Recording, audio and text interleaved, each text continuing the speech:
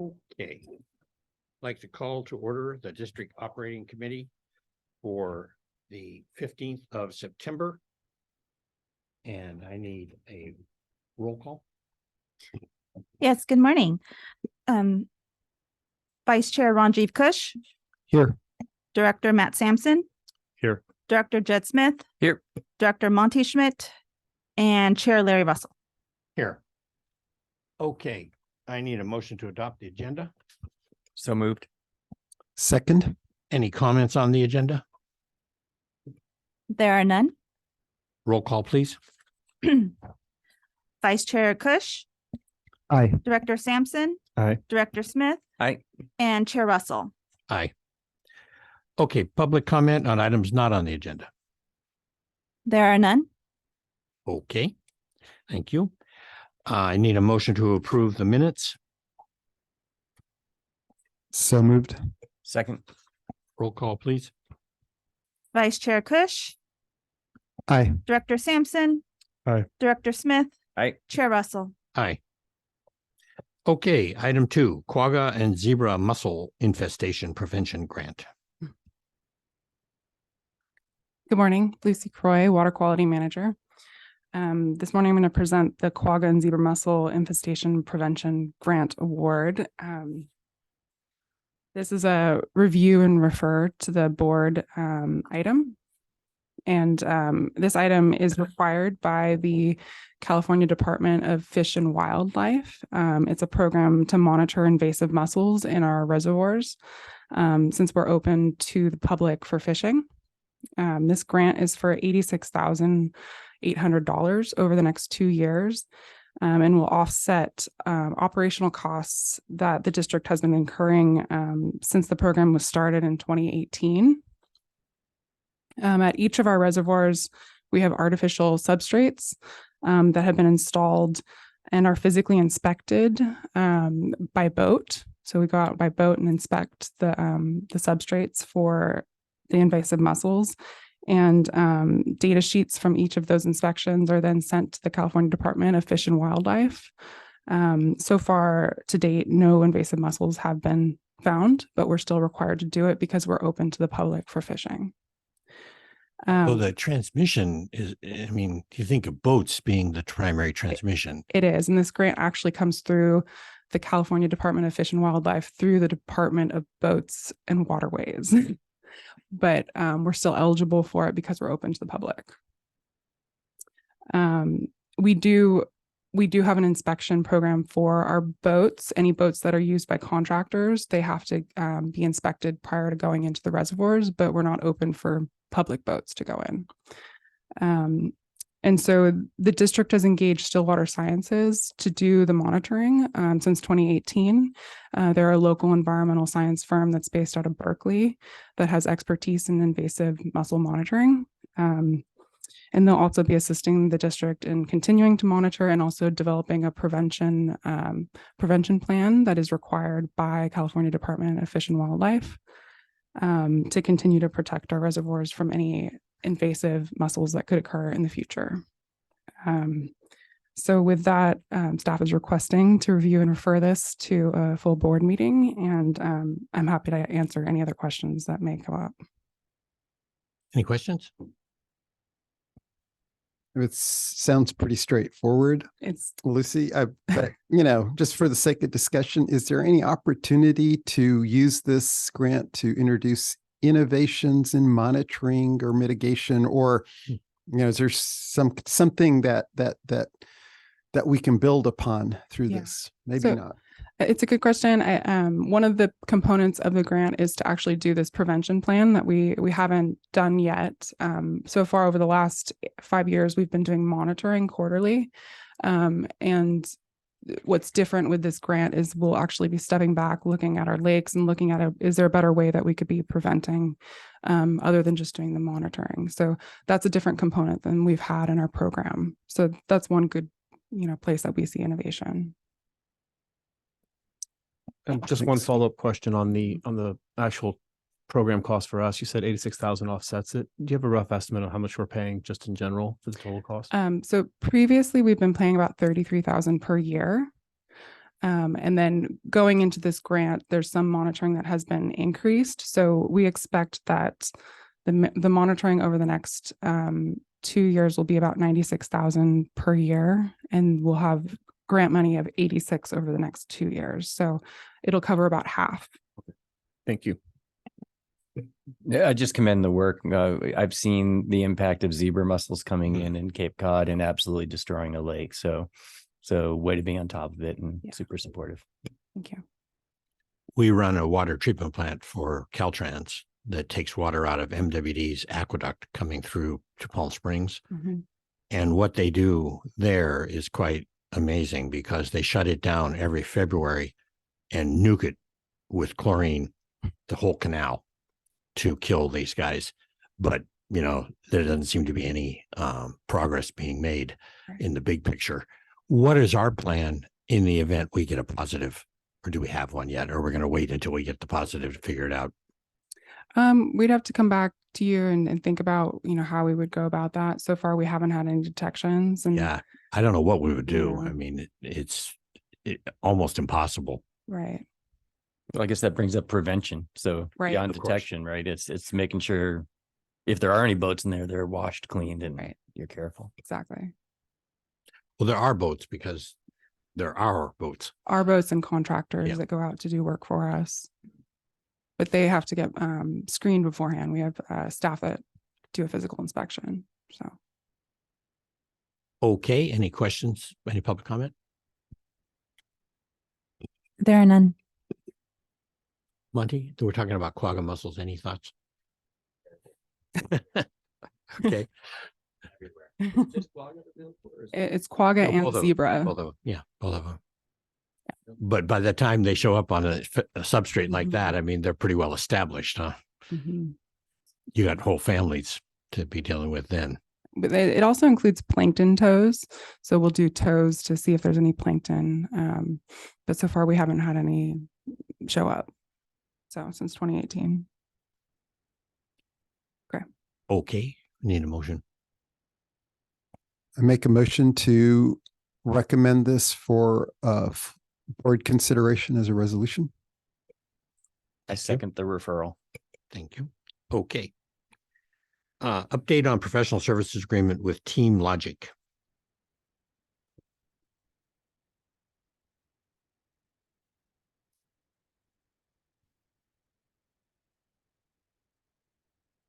Bet you never thought of IT as part of engineering, huh? I've also had PIO and safety and conservation, all sorts of departments at one point in time. All right, so this is an IT item. And back in October of last year, we executed an agreement with Team Logic to provide help desk support at a time when staff departures led to a reduction in resource capacity. If you recall, we were just getting out of the drought and we had revenue reductions, and we were slowly filling positions in order to save a little money. But since then, we've actually hired 3 new IT professionals in our group. We have a new IT manager, Brad Taylor. We have our new IT supervisor, Daniel Hernandez, who's doing a great job. And just on Monday, we had another full-time employee start, Jack Tang, who is a IT systems analyst. And so now that we're getting staffed back up, we still have a couple of vacancies to fill, but that contract that we let expires at the end of this month, on September 30th. So we've been meeting internally with staff and discussing next steps and whether or not we want to continue to extend that contract. And we feel at this point in time that we certainly have the resources and capacity to take on the work. The software application that was installed actually gave us a lot of great data in terms of like the number of tickets per day, the types of tickets. It also does health checks on all the PCs. And with that information, we now have a better grasp of the scope of the work that's required for IT help desk support. And so we have decided to move away from Team Logic's external consulting and contracting support, turn it back internal. But we are going to continue to utilize an application to track all of the help desk tickets, because prior to the implementation of this consultant contract, everything was done through email and telephone calls. So this application that we plan on installing will allow us to push out PC updates in bulk. So that'll be really helpful, and monitor the health of every PC.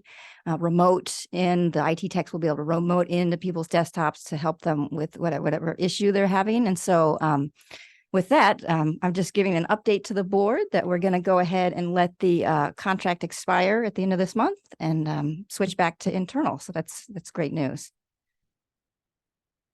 Just briefly to add to that, it is really good news, in this process was just kind of interesting how it evolved, where due to resources, we brought this support on, but also with the interest to understand, was there a long-term opportunity with this model, or just short-term until we bring on resources? And through the ticketing program, we really developed a better understanding of the level of effort that goes into help desk. And it turns out it's really not that daunting. And, the good kind of thinking and thought is, no, that's something that does make sense to keep in-house and have our staff do it. And it just doesn't have the demand that it had been perceived previously, now that we have the data. So I just think it's really been a nice effort to understand, the continuous efforts that we make of how can we be the most efficient and effective organization. And this was a pilot, and it just turned out this particular pilot, it makes sense to keep it in-house in terms of staff's view. Seems to me there's a great lesson learned too, though, which is that one of my criticisms of Marin has been, it thinks it's an island, not a peninsula. And when you live on an island, it's very easy to get self-centered and only see what you see and what you learn from what you've learned. So when you get different eyes coming in like this, it gives you a good view of how the rest of the world sees it, which is something you may never see living on an island, or at least with island mentality. Yes, thanks. And you'll be seeing the IT strategic plan coming out in the next few months. And with that, we'll have a chapter on workforce development. And so some of the remaining vacancies will be most probably shifted towards these big IT initiatives that we're about to embark on, namely the enterprise, resource plan replacement and AMI projects. So. Cool. Yeah. Okay. Any All right. public, hang on. Any public comment? There are none. Board comment? I had a question, Crystal. I would guess for many of our customers, the help desk is their main interface with the district. And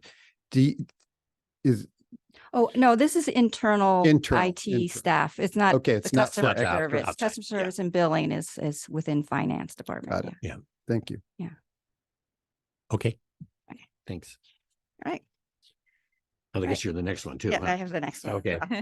Have at it. All right. So this is a review and refer item. So we have a ERP, which is SAP, as you know, that supports the brain of the district, as we learned at our last board meeting. So many departments rely on SAP for its to help us with our administration of our systems. At one point in the recent past, we decided to consult out for SAP support through a company called Rimini Street. And at that time, it was much more affordable. So we decided to try Rimini Street out.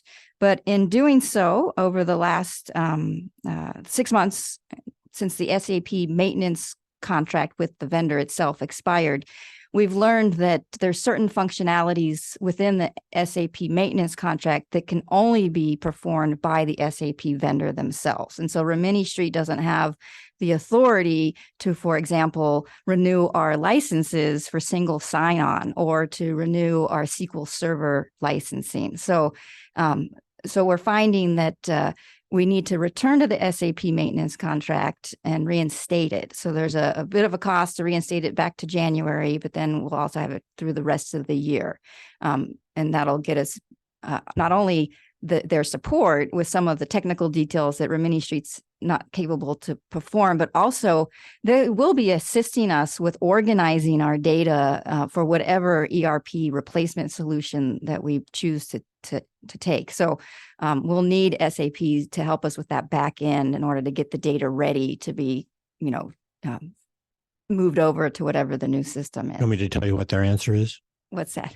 Oh, you need to buy the new SAP. Well, they did tell us there'd be a big cost savings if we Of bought the course. new SAP, but of course. I read it in the report more as a penalty. Is it just, I guess it depends on what you call it, reinstatement or, Our licenses actually expired on single sign-on. So we're reinstating it. We've been using them without a current license since January. So we need to reinstate that licensing. Fortunately, they didn't turn off the functionality, but we are finding we need to reinstate it. can they reach in that far? I believe Without so. telling us? Yeah, I believe so. Oh, so it's sort of like Las Vegas, huh? Yeah. Can you just help us understand why we stopped paying maintenance and the cost of reinstating it?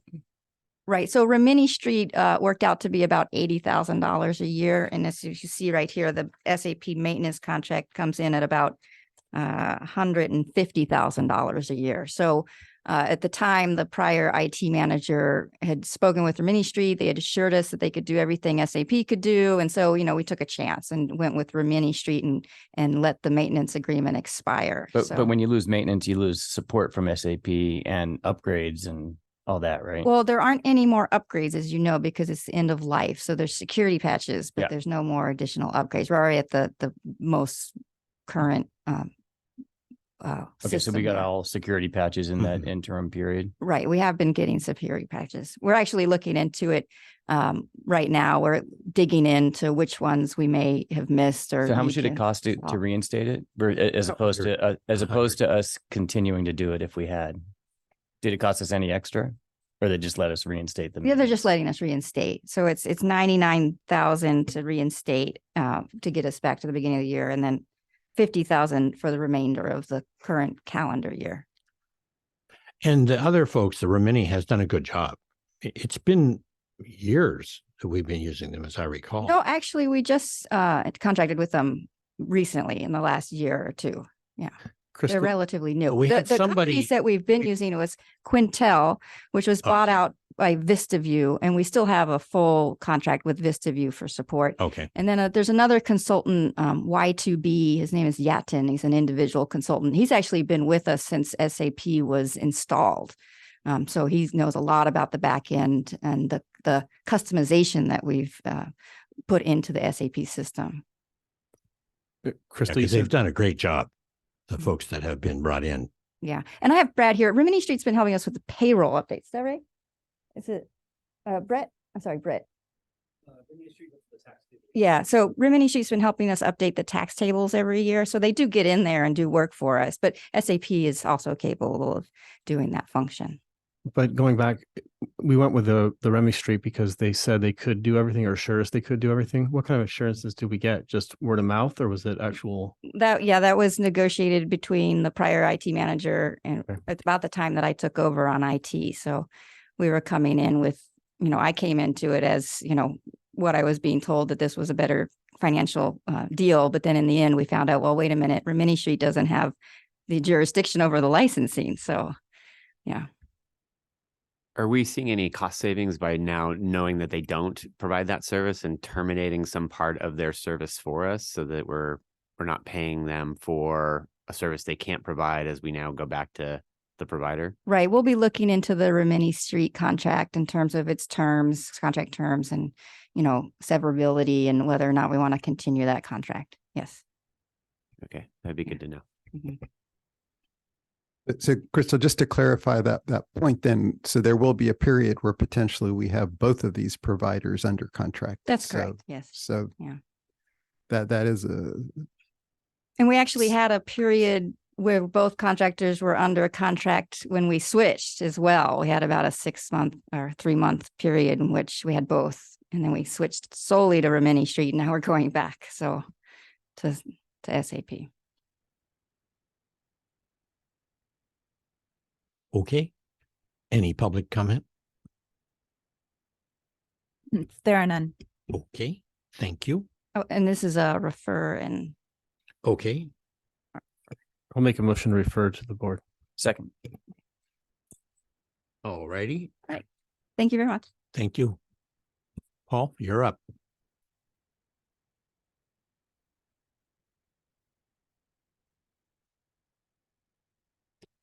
Morning. Good morning. See if I can get this going.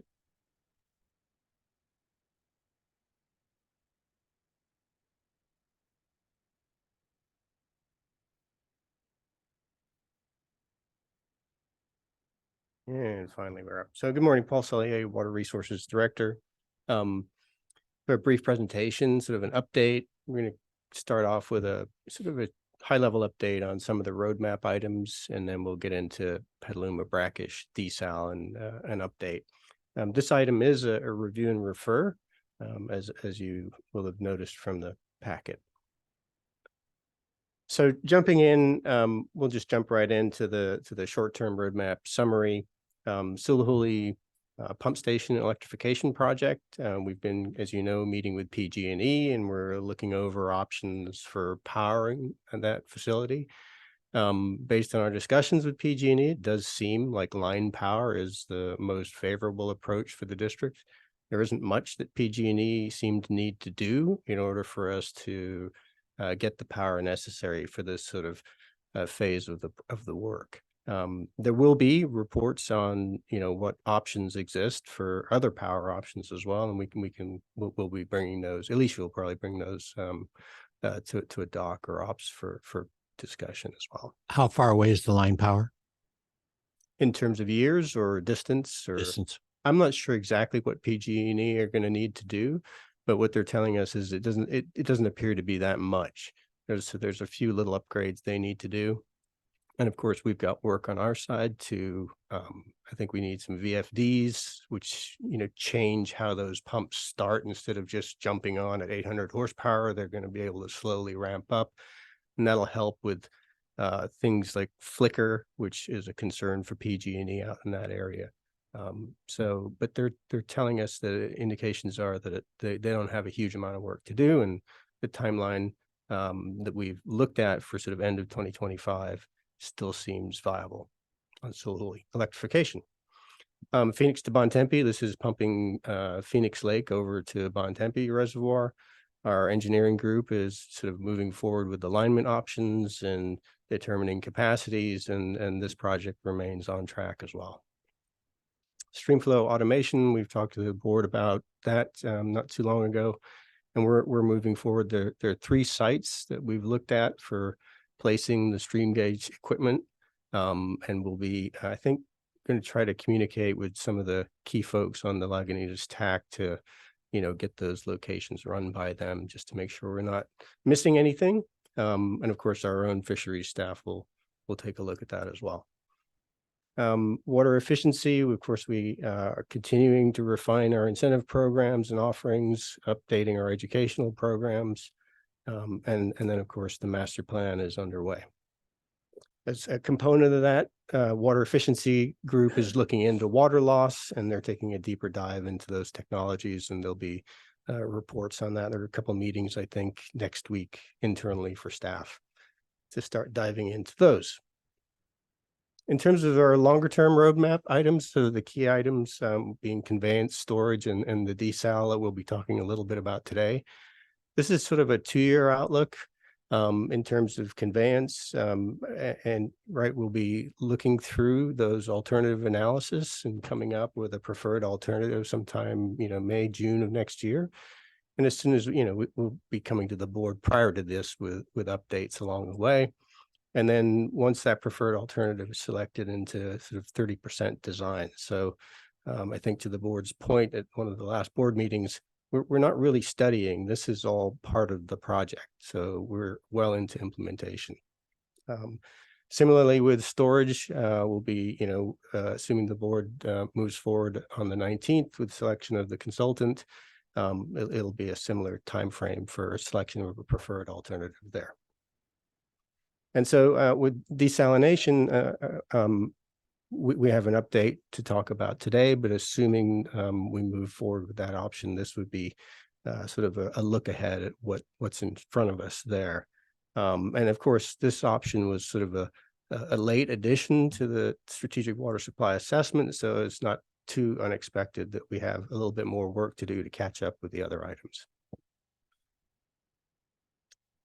So Petaluma brackish desalination, as I said, was sort of a late comer to the strategic water supply assessment. And so it was really included almost as a concept project. And that concept was essentially looking for water that's brackish or salty in the Petaluma Valley River aquifer and withdrawing it and treating it up to potable standards. And the city of Petaluma were very interested, and we partnered with them. And if you recall, they sort of accelerated that investigation by just jumping on it right away and including it as part of their own water supply resiliency effort that was underway at the time. So the study area shown in the inset here is sort of basically around the city, centered around the river line. And it involved that initial investigation. I guess before we get into the details around the investigation, just a couple quick terms. So there's saline, you'll hear saline water, people talk about that. That's essentially very lightly salty. It's about 1,000 on the TDS scale, and TDS is total dissolved solids. It's what engineers and scientists use to describe the salinity of water. Brackish water, though there's no formal definition of that, it's generally taken to mean somewhere between 1,000 and 10,000 on the TDS scale. Some folks will say, well, it's anything less than seawater. And that's technically true because there's no definition. But for our purposes, brackish water up to about 10,000 milligrams per liter of TDS. And Paul, what is salt water? I mean, So yeah, salt water is about 35,000 if you're out in the ocean somewhere. Ocean water, yeah, bay's Ocean. about 25. Bay varies, of course, as you know, depending on, the drier it gets, the further that seawater intrudes. And but anyway, the inset diagram here, okay, there's a lot of information on here, and you don't need the happy news. You don't need to understand any of it. It's really just here to show there's a lot of green on this map. And that green represents fresh water, essentially. It's anything less than 750 on the TDS scale. So vast majority of the water here is TDS, less than 1,000. It's 750 and below is what's green on this map. The canal that's in Petaluma. Yeah. Is that salty? Fresh. Fresh. Yeah, the river is essentially fresh at that point. Paul, can you help us remember how this information was gathered? So this information is sourced from the USGS study that was done, I think, 2012, maybe 2014. And so all these dots represent wells that exist in the Petaluma Valley aquifer. And this is the result of analysis done on those waters. And so, again, the primary takeaway here, which really would be good news if we weren't looking for salty water, because you just found an aquifer full of fresh water, which is normally what you want. Because Well, that does beg the question, do we just switch over to a new groundwater happy source? days. It's a great question, and I happen to have a slide on that. Yeah, it would be Yahoo moment, right? We don't even need to treat this stuff, or very lightly treat it. But as we look at now, You start pulling on it, you bring the salt to it. well, you're cheating. You're moving ahead too far. But to answer your question, Director Cush, yeah, it would be normally a very good news. But as we look at the availability of groundwater in the Petaluma Valley Basin, the schematic here on the right is what they call a groundwater budget, but you could think of it as a water balance for the aquifer. And the takeaway is really this this little circle up here, which you can, of course, easily read, Director Schmidt, if you're sitting next to the computer screen and know what it says. It says changing groundwater storage minus 100 acre feet per year. So the groundwater sustainability plan has attempted to do a balance on fresh water in their aquifer around the Petaluma Valley, and they've determined that it's actually losing water at the rate of about 100 acre feet per year. And that's going to change, right, a little bit here or there. One way it might be positive by 100 acre feet. If, climatic changes, if it's wetter in the Bay Area, for example, there'll be more water in the aquifer. Who's taking the water? So the withdrawal from the water is groundwater pumping is a fairly small amount, but the river Oh, it's just inflow. just the inflow of the basically river. goes I out got to it. the bay, right? So a lot of that groundwater also evaporates. So you've seen those puddles along 37. You can think of marshlands, and they have very high evaporation rates through those big surface areas. And Paul, replenishment then is declining. So I mean, I would say it's about in balance. but then the aquifer should remain stable, right? Well, I think on the scale of measurements and what we're talking about here, probably a minus 100 acre feet it's kind of a round way of saying it's about in balance. These are not really exact measurements. They're just kind of estimates to give you an idea. They have shown over time declining. But they, as I say, as climate change, if you go through 6-7 years of dry, you get a decline, and then at 6 or 7 years of wet, and it kind of goes up. But it's just generally, there's just not a lot of water. You would say, as kind of the summary on this slide, there's no free lunch. There's no potable water available for us to withdraw at a municipal scale in the Petaluma Valley River Basin. They're not experiencing this kind of water loss like the Central Valley is, where you're seeing ground substance or No. subsidence. No, most of these, as you can see, these recharge. We haven't had the same level of withdrawals that the Central Valley has been subjected to. But if we look to take water at a amount that we would hope to gain, we could see some similar results if everything was just allowed to proceed. Yeah, and then that would have been the fear had these groundwater sustainability agencies not been legally required to come together and develop these balances and budgets to manage the groundwater sources. Gotcha. Thank you.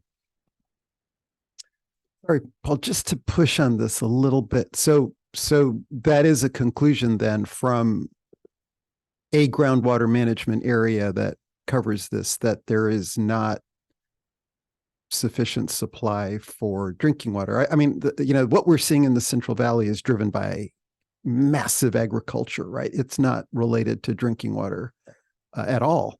So I'm just want to confirm that there is a conclusion here that we don't have a untapped resource in the groundwater. Well, that is not quite true about the Central Valley, because places like Fresno pool their drinking water from the groundwater. So there's competition. Yeah. You're right. The majority by far is ag, but Bakersfield and Fresno, all of cities on 99, I think they all use wells. So they're all pulling too. Yeah, I think that's a fair conclusion to draw, that there is no available potable water supply in the Petaluma Valley groundwater basin. Is that a Unfortunately. conclusion that Petaluma is also arriving at? They've included this in their analysis, so they're obviously looking at this as well. Is that what they've come to? Yeah, they have. I think they're looking. There may be some ability for them to look at climate impacts to the aquifer and say, well, maybe we can get 1,000 acre feet of municipal pumping if the climate changes in this way. But for Marin at this point, looking at the data that we have, I would say that's a safe conclusion for us. So Paul, Petaluma now does have some measure of municipal groundwater wells that Yes, they augment do. their supply. They have an existing set of wells that they currently use. And so if you played this out, where there appeared to be available groundwater, the next discussion would be with Right. Petaluma. And I think we would have a long shot, grabbing that water because it's so available. It's Petaluma runs the GSA, and they're already tapping it for municipal purposes. And the more they tap, the less they have to pay Sonoma Water. So they would have a real interest in it. I mean, we would engage them if there was an opportunity, but it would be, it's hard to imagine how it would play out necessarily for our advantage, which is why the brackish water seemed attractive, because that has the makings of a partnership, the complexity, the cost, and that sort of stuff. It seems to me that, I mean, again, because this is Petaluma's land, and if they saw a potential for a project, they would be talking to us about whether they wanted us as a partner. I mean, we can make our own determination, but fundamental to it is, do they want us to be a partner in a project? And so if they're not identifying something they want to work on with us, then It would be that's- difficult to say the least. Yeah, don't But I think we do want to say, I don't know if you've mentioned it, this whole effort has been in collaboration with Yeah. Petaluma. So we do have a really nice developing relationship with them to pursue opportunities. And this is kind of the fruit of that initial effort. I just it's good to know where they stand on this, regardless of our own interpretation, and which could guide whether we invest in or not. But knowing whether they see a project to partner with us, that's kind of fundamental. Right. Thank you. Absolutely. Yeah, I would assume that those are very old wells in Petaluma. That was probably their source before the aqueduct was built. I know we work for the Coast Guard base out there, and they have like a 8-inch line coming in from Petaluma. So they're pretty big demand. It's the largest Coast Guard base in the world. First time I went out there, I went, what? The Coast Guard base in Petaluma? It's gigantic. And it's where they do all their training. But so there's been demands brought on to Petaluma, because Petaluma was kind of a sleepy place. When probably argue it's still kind of a sleepy place. Yeah. But pretty low water demands. A lot of breweries and of course ag. Yeah. Yeah. And to the general points, yes, there's interest around partnership with desal for the reasons Ben mentioned in terms of complexity and cost, less so in terms of just straight pumping of potable groundwater. Well, I think if they were able to pump the groundwater, they would have already pumped it. Exactly. You know, they're not silly. I mean, if they thought they could run their wells productively without salt infiltration, they would run them. Yep. Yeah. Okay. So, so no salty water and no potable water in the aquifer.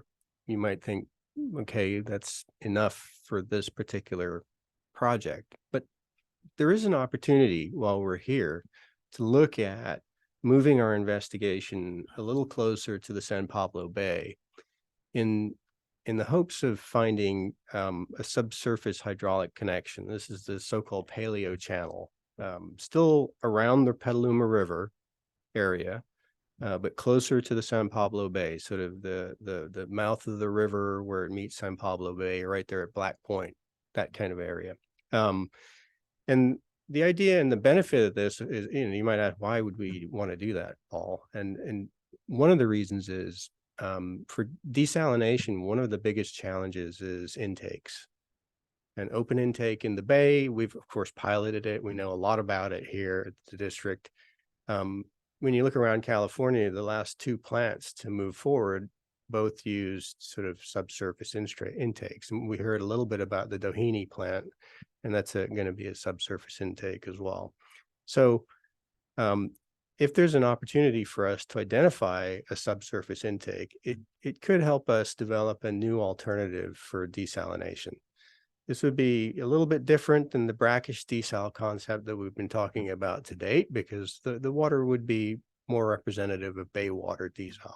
Paul, why is there this move? I'm just giving you a softball for subsurface intakes versus just pipes. Yeah, I mean, one of the major things with open intakes is impingement and entrainment, and that can result in the loss of critters, and there's a lot of work that you have to go through out in the bay, for example, quantifying what those impacts might be and how you mitigate those impacts. So it's a really significant component, at least of the permitting process, and certainly the engineering component as well associated with those. It was also 1/3 of the capital cost for the desal plant It's a challenge to remove the suspended solids that were in the water. And that's another that I didn't mention, a great point, is the pre-treatment aspect of a subsurface intake would certainly. I mean, you can see it very clearly. It's why Chevron and Union are on that side, because they can bring deep water boats up to their dock. On this side, the land extends 2,000 feet out, and it's 1 foot deep out there. You know, so it's we're on the wrong side, which is why there have been problems out there with all of that, because we're on the side that sediment drops on. Yeah. My marina that I live in, we spend 300,000 a year dredging. Keep those channels open. Paul, a quick question on just logistics of this. If Yeah. there is something found, how far away roughly can you actually put a plant, distance from intake or distance from actual channel? I wouldn't have that information at this time. That's something that we'd need to explore. Obviously, you know, as long as you have access, you can bring the water up, you can move it wherever you need to in terms of siting a treatment plant. But we haven't, this is sort of going back a step even from where strategic water supply assessment is. And we'd need to, you know, really look at some of those components. Were we to find any indications of a paleo channel or an alluvial channel subsurface connection with the bay? I've been working in Tel Aviv on their desal, and they use a beach intake to pull in salt water. And the plant is, I mean, you can see the ocean from the plant, but it's not like, you know, next door. So it's just an engineering question. You know, you can suck a long ways. I always thought the district would have been better served in the desal evaluation to put a intake out at Tennessee Valley and do a beach intake, because it eliminates all that solids handling and it eliminates all the issues of entrapment and catching animals and things like that. And it's much cleaner. And then just bring a pipeline back from Tennessee Valley. Plus you have cold, clean salt water instead of bay water. Yeah. So benefits of a subsurface intake, and how would we go about doing that? And, you know, avoiding big words, we're going to look, if you look at the insets here, so the first inset, the sort of one on top, if I can find my mouse pointer, the little dashed line is sort of an approximately, right, we're going to move our investigation area closer to the coast.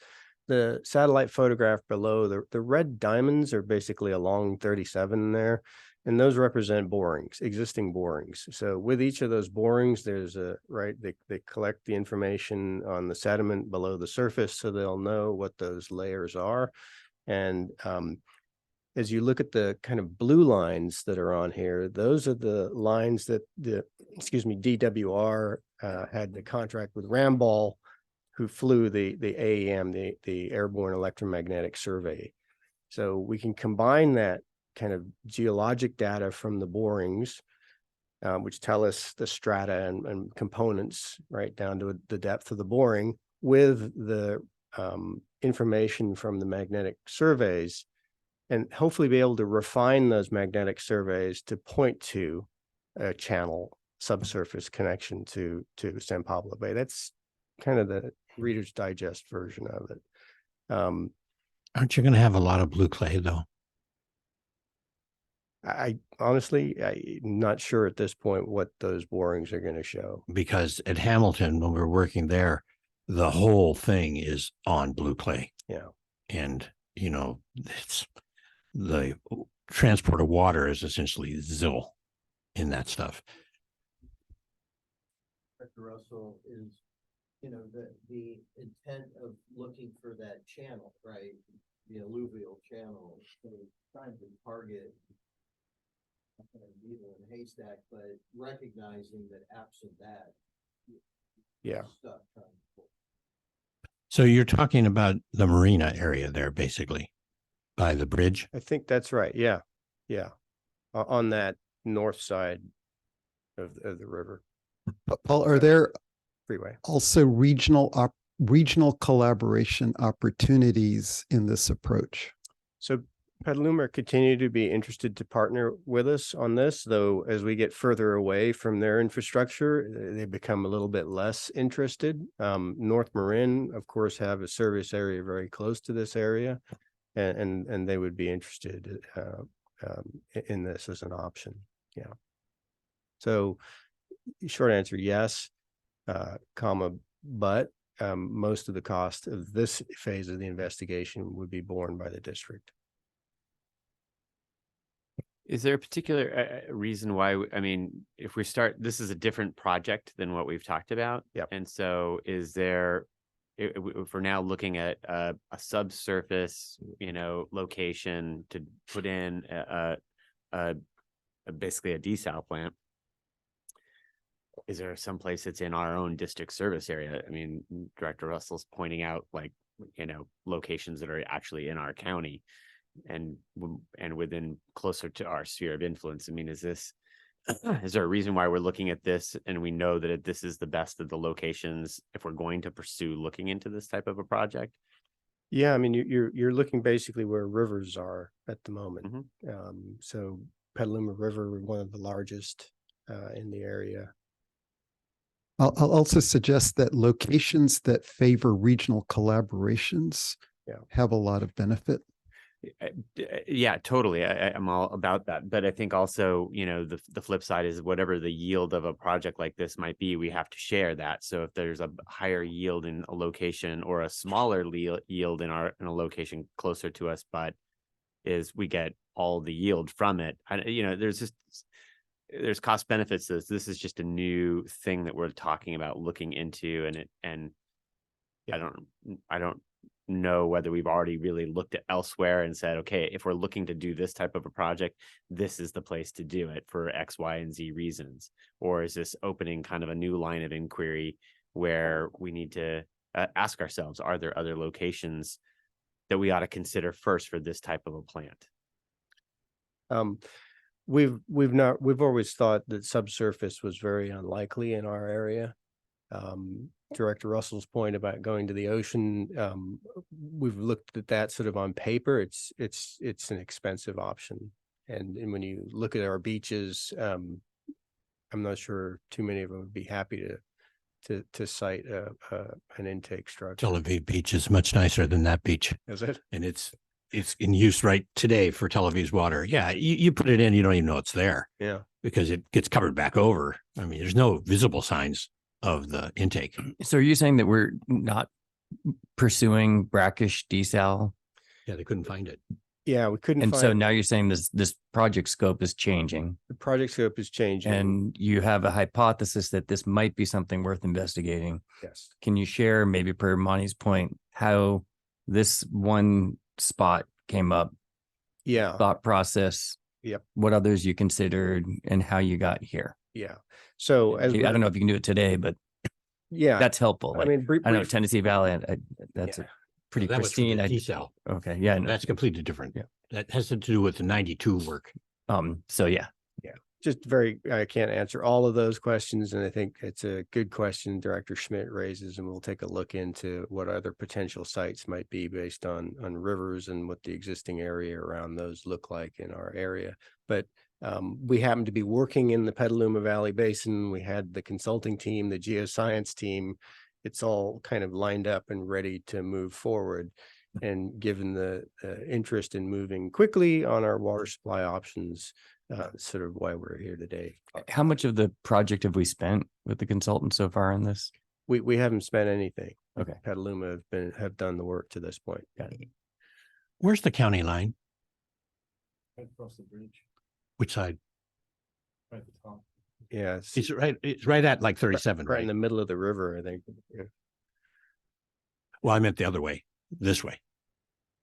Oh, North and south. South. Yeah. I don't know. Yeah, exactly where that is. Paul, I think, disappointing we couldn't find brackish water. But I think it's really important to continue to eliminate opportunities that aren't there as we move through this process. But it would be, to Monty and Jed's point, I think it's going to be beneficial to have alternatives to look at since the scope has changed. Now, you can argue not too much geographically, but I think, technically it's changed quite a bit now, or at least from the initial concept. So looking at even areas such as like the Jacob Street Place and not looking at just the actual, the type of water you're going after, but I think we need to start considering, cost per gallon, things like that, or cost per acre when we're looking at some of these things, and also too weighing in the regional aspects of the ability to share that. Yeah, and I also want us to be brave enough to say it just didn't pan out. Exactly. And stay focused on the things that actually have high yield, instead of going, oh, we were already all there but maybe it didn't work there. We look somewhere else for a different kind of project. I think it takes, a measured look at this to say, like, yeah, this has got the viability and it's worth our time, and we're not going to commit a lot of cost to explore this opportunity.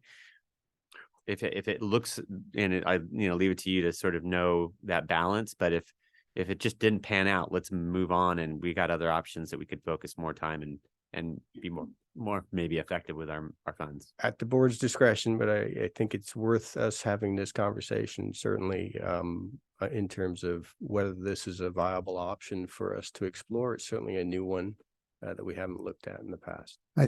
Just some other considerations. I think making sure that we are investing in the best possible locations and, for further exploration of desal is obvious. I think we should also, as a board, consider some of the changes that are taking place that may continue to favor maintaining desal as a concept on the table. 2 weeks ago, there was a striking article in the New York Times regarding groundwater depletion in the United States. Dramatic. And when I read that, and I think for many people, the implications for alternative water sources now are unavoidable. Desal is going to be one of those in places where it's feasible. And so I really do think that the increased investment in desal technology will accelerate improvements around all the drawbacks related to desal, from energy consumption to environmental consequences, brine disposal.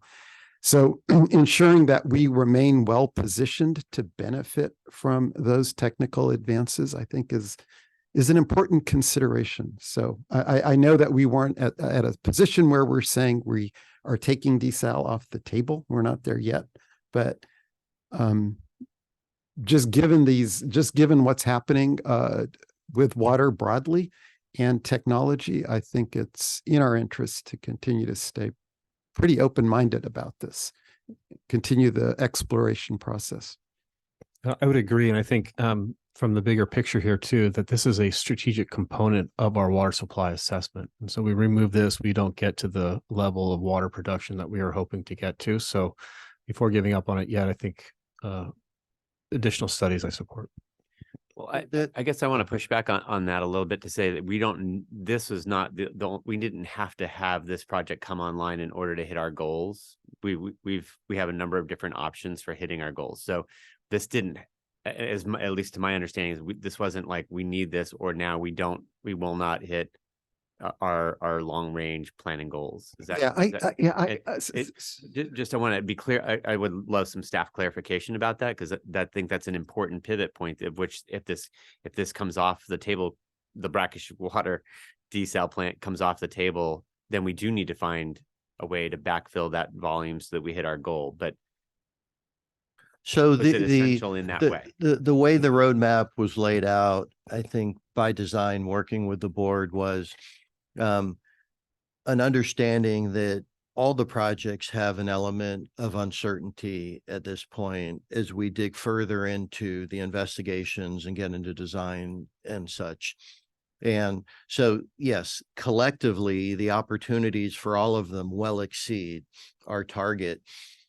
That said, we're still somewhat in the same place of there's still outstanding uncertainties with all the elements. So keeping them, to the extent it makes sense and, reasonable costs, keeping parallel options in place does seem to make sense, because, right, it increases the confidence that we will, in fact, hit our goal. Another consideration of the location of the desal, and it's not determinative by any stretch, as we've talked about, one challenge in a desal facility is, what do you do when you don't need the water? And letting it sit. Having it somewhere like here, you have two other agencies through discussions that may very well be interested in the continuous operation and tapping that water. So it's not just a MMWD Marin Water issue, but it's a collective regional. So I do think there's value to the extent we can understanding this. I think the discussion was right on point, and it suggests we do need to think about this a bit more and maybe come back with how's this look relative potentially to places more local. But there really is, as we've talked about a lot, and the board has, expressed, the regional aspects of these projects really become more important, right? As cost, complexity, and things like who's going to keep the desal facility operating, who's going to operate the facility, right? Which is very complicated. So the more regional, the more partners, particularly I think really with desal, the more likely of the viability comes. Keep in mind, though, we're talking about water that costs at least 2 times what the Sonoma water costs. At least, yeah, maybe 3 times. And I think the value of this evaluation is not so much as a future water supply, in my opinion, as it is to cut alternatives off, because I consider this pie in the sky a very expensive frosting on the cake. And we need to keep that in mind. The value is what Monty brought up, which is being able to tell people we've looked at all the alternatives. So we don't get these flaming arrows, is what I call them, coming in on like the old cowboy movies. Flaming arrow hits on the desk and it's on fire. And everybody's going, what, you didn't think about this? Well, actually, we did think about this. And, the Olagala aquifer, the one in the real problem in America, is a very serious problem that isn't going to be solved with desal. I don't know what it's going to be solved with, but anyway, solved with desal because it's the wrong place. But, we've had that cowboy attitude about water of you just pump it, right? I mean, we have our friends in the Central Valley who make a joke, I bought a well and it came with a farm. That's the current land joke in the Valley, so it's that kind of thing. The water is where the value is. But nobody wants to face the reality of we need a water czar is what we need in the Central Valley that says, this is the allocation of the water. I've been working with the food industry to try to get them to adopt reclaimed water usage for their products, because they should put their arms around all the municipalities and say, we want your water. We want your treated sewage for irrigation. That way they would then have a place that would take the demand off of the potable water supply. Phil Sauter is talking about it, but there's such a bigger one because 80% of our water goes to ag, and ag wouldn't know the difference if it was treated wastewater or fresh water. They would never have no knowledge of that. So, but bringing it back to Ranjiv, I want to respect the point that you're making, which is keeping an eye on the technology. That desal is a shifting landscape. I think that I'm trying to balance that against the fact that we've already been through desal Twice. options, and we've investigated them pretty substantially. I want to make sure that we stay focused on the highest potential projects, as we've done with our resiliency analysis has helped us to be focused. We never took desal off the list per se. We just said it's not in the current list of most promising projects. I think we should keep an eye on the technology and see if there's a dramatic shift in cost and energy consumption and other factors that could take that cost per acre foot and bring it in line with other things. And at which point we might, I think, really seriously pursue something else.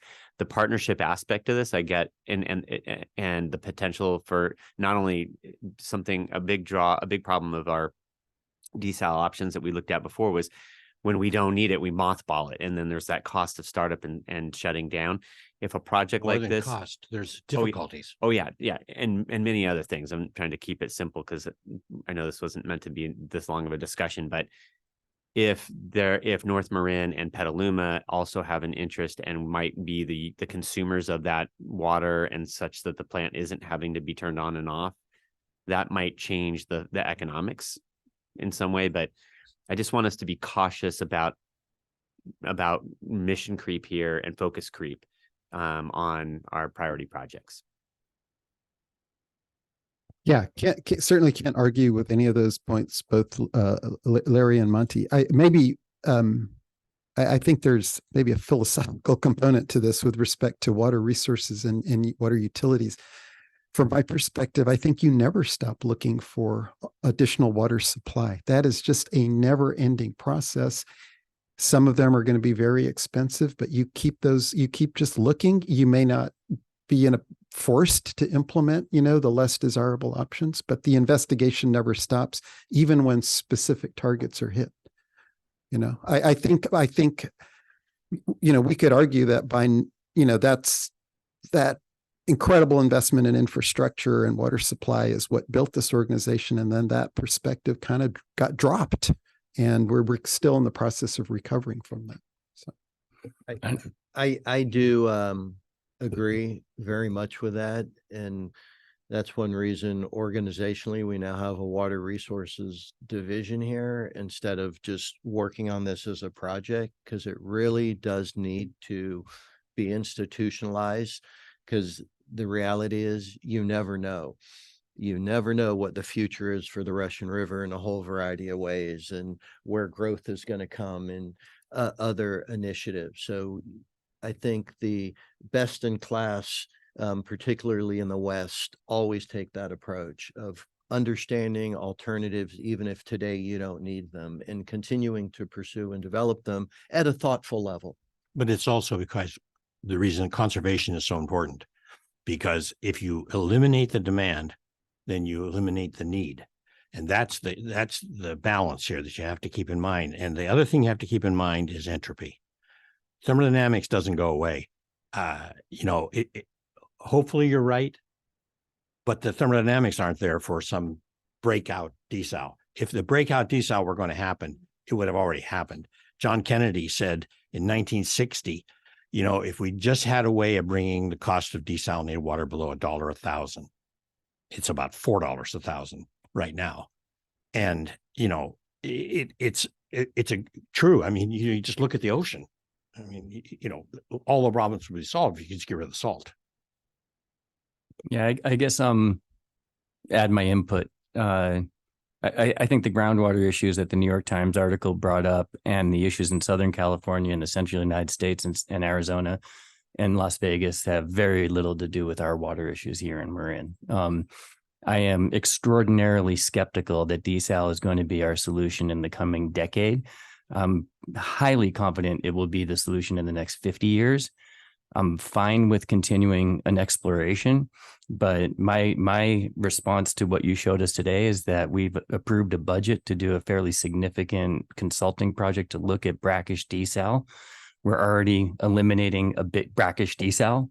So I would suggest we look at that budget and potentially reduce it significantly. We have a climate emergency in front of us right now. We're hit with drought, and that could easily continue again now. So we have other opportunities in front of us that we should pursue full throttle. I'm fine with continuing an exploration, continuing all options open and looking at recycling and other ideas. But, at some point, per Monty's point, you have to say, okay, let's put our energy and our time and our resources and our money towards things that can help us in the short and medium. And I now view this as a longer term project, but I look forward to your next stage. But I'd say, let's look at that budget again, because we just approved a consulting project that is now different. In parallel with that, though, understanding what the impact is going to be to our potential water supply based on the roadmap we approved if we do end up reducing this component or eliminating this component of it. Yeah, I mean, I think you've all had great discussion points all around. I think for me, to reiterate, the projects that we are engaged in all have a high level of uncertainty. None of these are easy projects. And my only concern is just removing options. Maybe the discussion is around prioritizing, and I'm not hearing it quite correctly. And so I guess I'm still looking for a little bit of direction. Paul, why don't you Well, you just finish removed this, an 'cause option. you though, haven't right? shown the cost and what the next step would even look like. just before we go on, Jed, I'm sorry that I wasn't clear on one point. I don't think the groundwater problems in the middle of the country are going to affect us by any means. And I'm sorry if I implied that.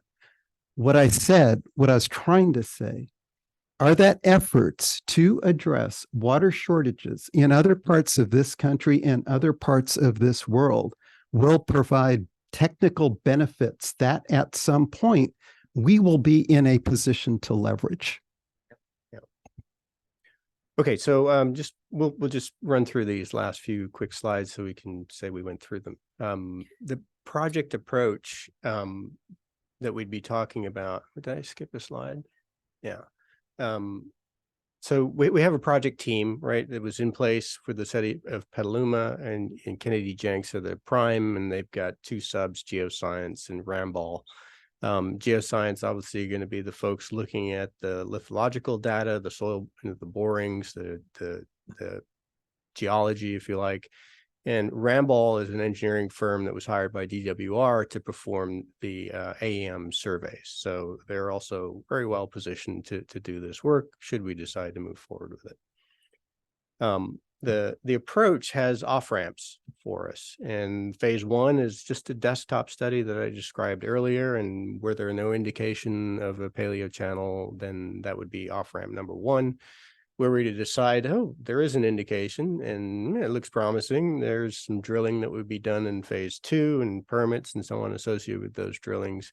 And based on either water quality or volumes from the, water volumes from those drillings, we present the next sort of off ramp. And we're not really talking about scope or costs for that phase two work. So we're focusing in on phase one. Some of the key tasks, of course, we've talked about already. It's this fleshing out the concept. And to your point, Director Sampson, about what's the cost, because this is a new concept, we need to kind of go back to the drawing board. Where's this plant going to be sited? Where's the brine going to go? And how much is the intake going to cost and things like that?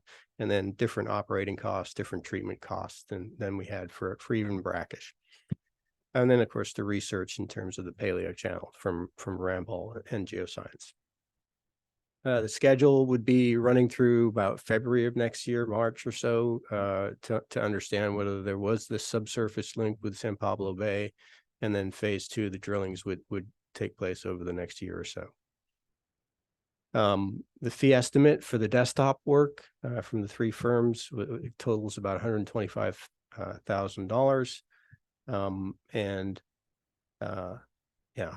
Our recommendation is that we would investigate that subsurface link with San Pablo Bay, and at your discretion, of course. But were we to do that, then I feel we would be ready. If there were some link indicated, we would at least have a project defined, a cost for us to think about, and a project that we could actually apply for grants for. At this point, we're very much in the concept phase. So that's really what I had for you today, and of course, happy to take any direction. I'm supportive of that spend in that phase.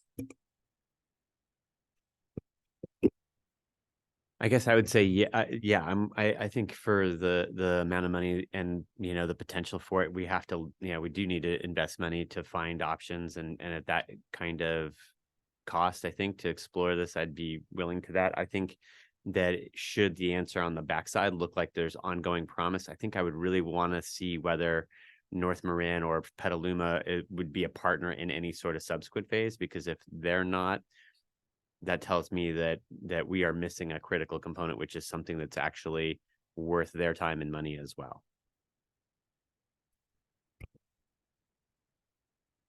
Okay, So it is a review and refer if you'd like to Hang do that, on. or public comment. Yes, we have two, Mr. Phil Sauter and Roger Roberts. Go ahead, Mr. Sauter. Thank you, and thanks for the presentation, and especially for the very insightful discussion by staff and the board. I noticed that testing for Petaluma brackish water quality is fairly far down the line and requires drilling of several test wells. I'm wondering if some preliminary testing could be done, perhaps to look for PFAs and other chemicals that would signal the district not to introduce this water into our high-quality potable water supply. If this is determined early in the process, perhaps significant costs could be avoided and/or a new direction could be taken.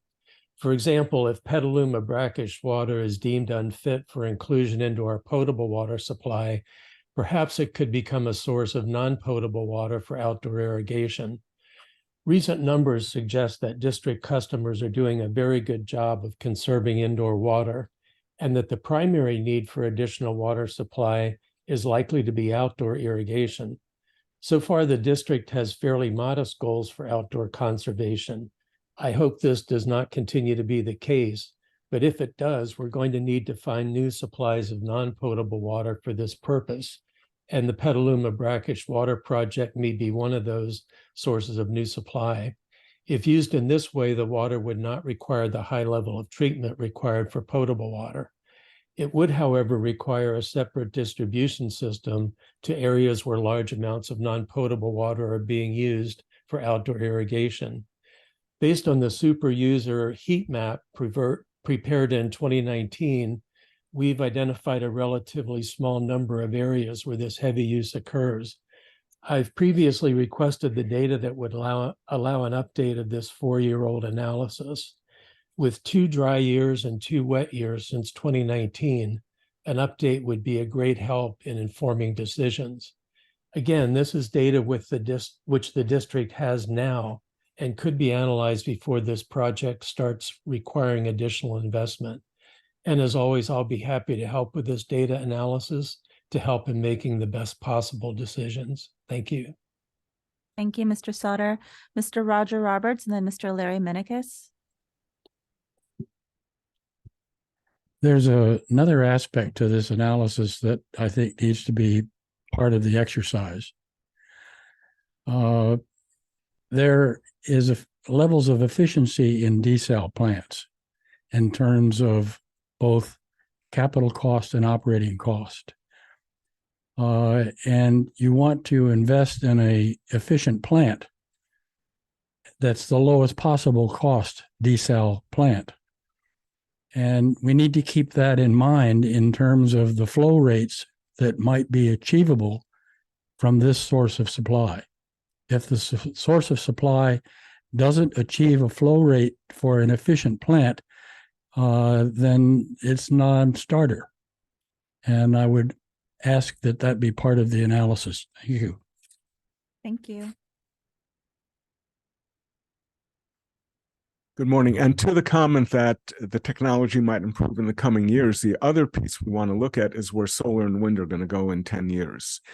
Because what is the largest cost here is going to be electricity, and then the replacement of filters eventually. But that's one place where in the future it might make a lot more sense. Thank you. Thank you. Okay, now I need a motion to move it to the board. Motion to refer to the board. Second. Okay, thank you. With that, we're going to adjourn.